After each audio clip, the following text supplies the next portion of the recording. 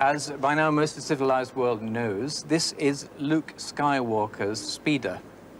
This is Luke Skywalker, and that's Obi-Ben Kenobi, and we're surrounded by 3 stormtroopers, and we're sitting in some of the gear belonging to the world's biggest grossing movie ever, Star Wars.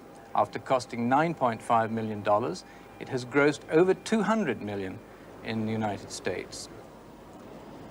Beneath those grave and reverend features up there, you will perhaps recognize the outlines of Sir Alec Guinness, and you may not quite so readily recognize the outlines of Mr. Mark Hamill, whose replica is sitting next to me. I'm going to talk to the real Mark Hamill in a few minutes. Star Wars is good fun, especially if you like the hardware or if you like spotting influences. And if you think a lot of it is pretty familiar stuff, you'd be right. Isn't there something in that hairy creature that reminds you of Bert Lahr's lion in The Wizard of Oz?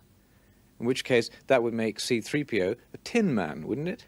All the references in Star Wars, all the influences, are a sort of homage, but they're also a quite calculating attempt to ransack whatever's most familiar and most quickly grasped in popular imagery of 2 kinds: science fiction fantasy, not serious sci-fi, notice, and fairy tale romance. Even larger, more epic claims are made for the film by its producer, Gary Kurtz. We wanted it to be very much sort of the classic fairy tale or myth that was the King Arthur story, or even back to Homer and the Odyssey stories, the young man who sets off on some sort of great adventure. That's the daydream, really, of every 10 or 11-year-old, no matter what era they grow up in. And it's been manifest in literature for a long, long time, and in film also, in the American Western and films about the Middle Ages, the Robin Hood type movies, Prince Valiant.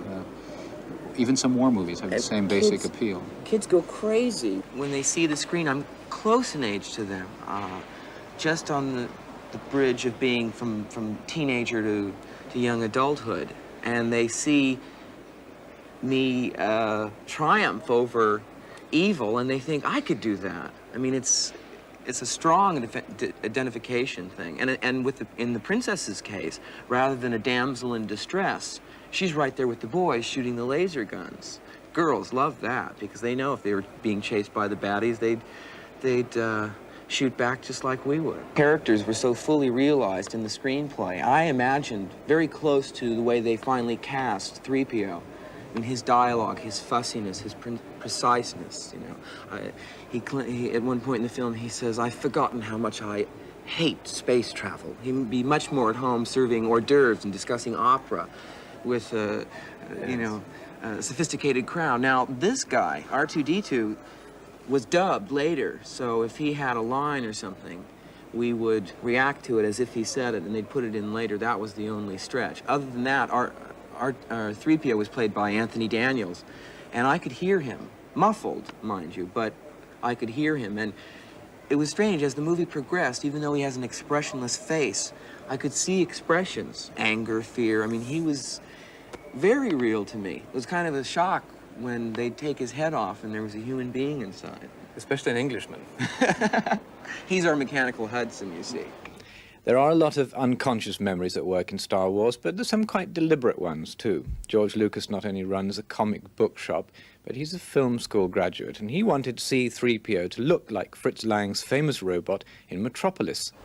He's really based very much on the robot in Fritz Lang's Metropolis. Oh, yeah. You know? Yes. But the one in Metropolis only walked forward 3 paces, and George tells me that they wanted it to do a lot more, and it couldn't, so they had to compromise. It was George's idea that it should be like the robot from Metropolis. I mean, every frame in the movie is very much George's. I mean, you know, makes a big contribution to the whole, every aspect of the movie, really.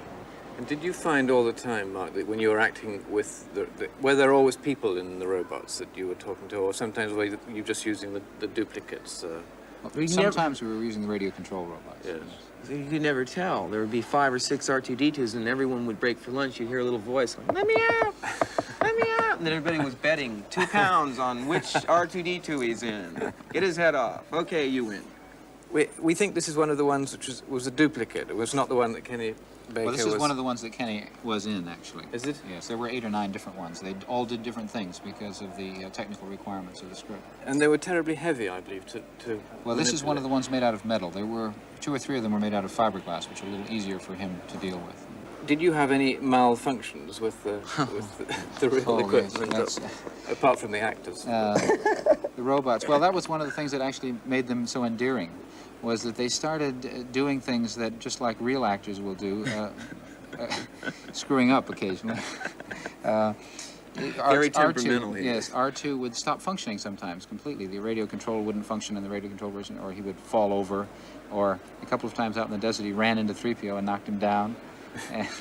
Didn't in Africa they were running him on radio control, and we started picking up Arabic pop stations, which Yes. freaked him out completely. Throw the radio control off, and sometimes he would start up in the middle of a scene when he wasn't supposed to. Because of that. So it was rather bizarre, actually, but it was a lot of fun. Everybody got to really like them all because of that. That was one of the things that I made noticed them more you real. talk about them as if they were real characters. Yes, but they are. They sort of became real characters to us always.